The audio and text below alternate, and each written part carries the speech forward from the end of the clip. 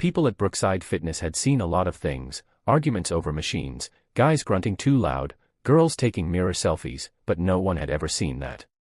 It started with one arrogant gym bro smirking as he tossed a quiet girl's water bottle across the room, thinking he was being funny. 10 minutes later, every phone in the building was recording as she calmly slid under the bench press bar, racked on 2 plates per side, and told him to lie down.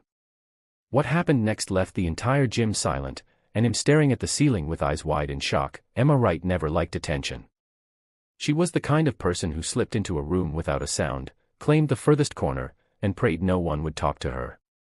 The gym was supposed to be her safe place, her daily escape from the suffocating pressure of life outside. At 24, she worked 2 jobs: daytime cashier at a grocery store, evening barista at a cafe. And still barely scraped enough to cover rent for a small apartment. Training was the only thing that kept her mind steady, the one part of her day where she felt in control. But Brookside Fitness wasn't exactly a quiet place. The front section of the gym was ruled by what Emma called the pack, a group of muscular guys in stringer tank tops who treated the dumbbell racks like their throne. The leader was Jake Rivers, a 6'2" former college football player who walked like he owned the place. He wasn't a bad-looking guy, short brown hair, broad shoulders, but his smirk made it impossible to see past the arrogance. He loved an audience, and he always had one. Emma had been coming to Brookside for 3 months and had never once spoken to Jake. She stayed in the back corner, sticking to her barbell squats and deadlifts, avoiding eye contact. But that Wednesday evening, something shifted. Emma was resting between sets when she noticed Jake and his friends watching her. She kept her eyes on her phone, pretending not to notice. That's when Jake picked up her bright blue water bottle from beside the squat rack. "Hey, whose is this?" he said loudly, holding it up. "Yours now, bro," one of his friends laughed. And just like that, Jake tossed it across the gym. It landed with a hollow clatter near the dumbbell rack on the other side of the room. Emma froze. The old version of her would have quietly fetched it, kept her head down, and left early. But something in her snapped. Maybe it was exhaustion from the double shifts, maybe it was the months of watching these guys treat the gym like their playground. She walked over, picked up her bottle, and came back, not to her corner, but directly in front of Jake. "You think you're strong?" she asked quietly. The whole pack laughed. "Stronger than you, sweetheart," Jake smirked. "Wanna bet?"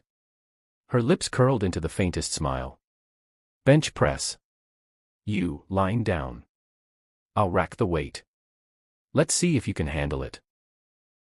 That shut them up for half a second. Then Jake shrugged. "Sure, why not?" Emma didn't waste words. She walked straight to the bench press, loaded 2 45-pound plates on each side of the bar. Jake grinned at the weight, just under 200 pounds total. "That all you got?" he teased, lying down. "Let's see," she said. People started gathering before Emma even gripped the bar. Phones were out, whispers spread like wildfire, the quiet girls challenging Jake. Jake lay there, cocky, hands behind his head like this was just another ego lift. Emma stepped forward, chalking her hands, her face unreadable. She wasn't nervous, she'd been training strength for 3 years.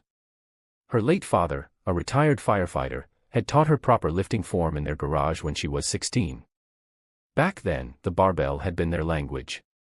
Since he passed, lifting had been her way to keep his memory alive. "All right, champ," Jake said. "Don't drop it on me."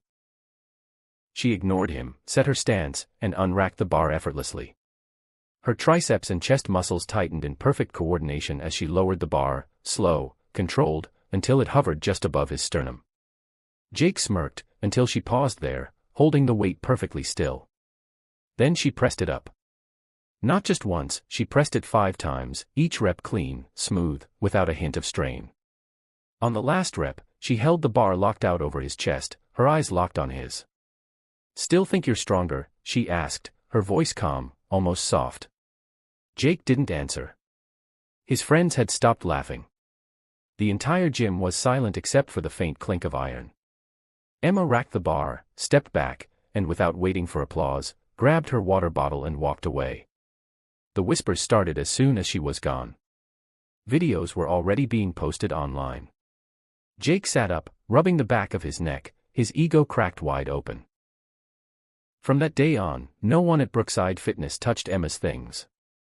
And Jake Rivers. He stopped smirking so much, especially when she was in the room. But for Emma, the moment wasn't about humiliating him.